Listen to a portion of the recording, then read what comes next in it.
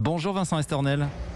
Bonjour. Merci d'être en ligne avec nous depuis Marseille. Vous allez donc remettre du public dans une salle de spectacle, si tout va bien, le mois prochain au Dôme à Marseille. Le groupe IAM sera sur scène. Et vous travaillez avec d'autres médecins et avec l'INSERM sur le protocole scientifique. Comment vous allez vous y prendre pour mesurer les risques de contamination ?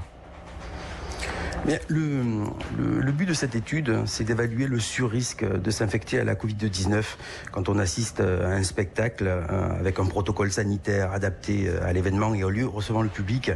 Alors c'est un protocole, comme vous l'avez dit, qui est rédigé par l'INSERM. Les détails, donc on est en phase finale de validation parce que une étude scientifique, ça nécessite beaucoup d'accords, de validation. D'abord, peut-être combien de personnes vous mettrez, combien de spectateurs allez-vous mettre dans la salle ? Alors, ce seront deux concerts de 1000 personnes à chaque fois. 2 fois 1000 personnes. Mais on est dans le cadre d'une étude scientifique et ça veut dire que 2000 personnes vont se porter volontaires pour assister à ce concert. Comme c'est une étude randomisée, il va y avoir un tirage au sort pour comparer une population qui assiste au concert à une population de même profil qui n'assiste pas à ce concert. Donc, à chaque fois, 1000 personnes assisteront à ce concert. Au Dôme de Marseille qui a une capacité de 8500 spectateurs. Donc c'est une salle qui sera loin d'être pleine.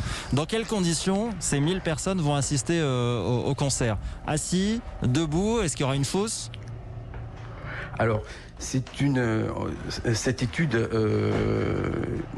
est ouverte à une population, une tranche d'âge de 20 à 30 ans.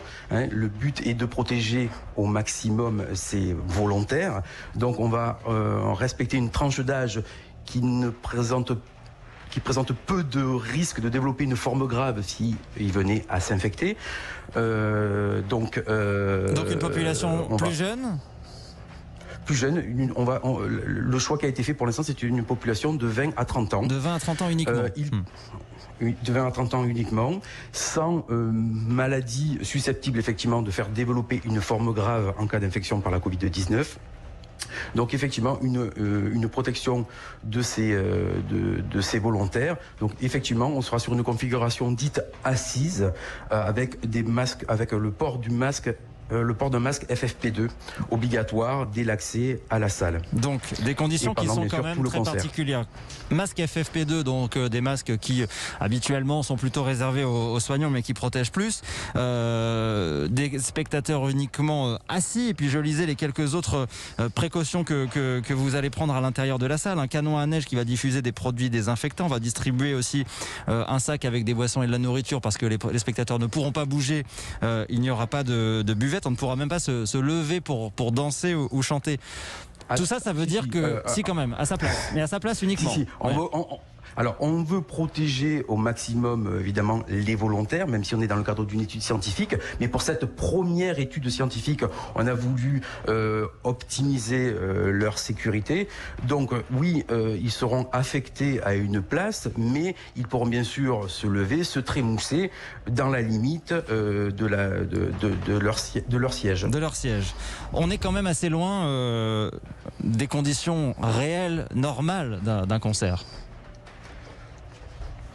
Oui, mais encore une fois, c'est une première étude, c'est une première étape. Il y aura, on l'espère, d'autres travaux réalisés justement sur la filière de l'événementiel, avec d'autres en envisageant les nouvelles thérapeutiques, la vaccination. Donc, on est sur une première étude, et pour faire cette première étude, il faut sécuriser un maximum notre public. Vous testerez, le public sera testé avant le concert ?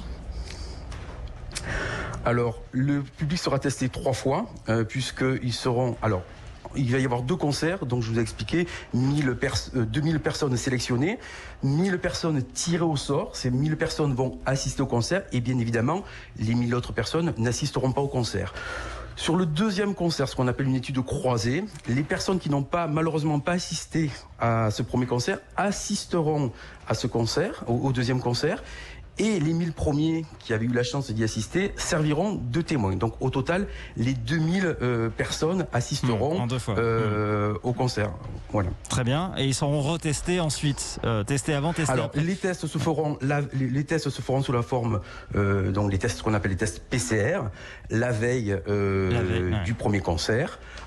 À J6, donc 6 jours après la tenue du premier concert, et à J13 après la tenue du premier concert. Donc chaque volontaire sera testé 3 fois. Vincent Estornel, il y a une question qui interpelle, puisque vous allez les tester avant, vous allez forcément vous rendre compte qu'il y aura forcément dans ces 2000 personnes des sujets positifs.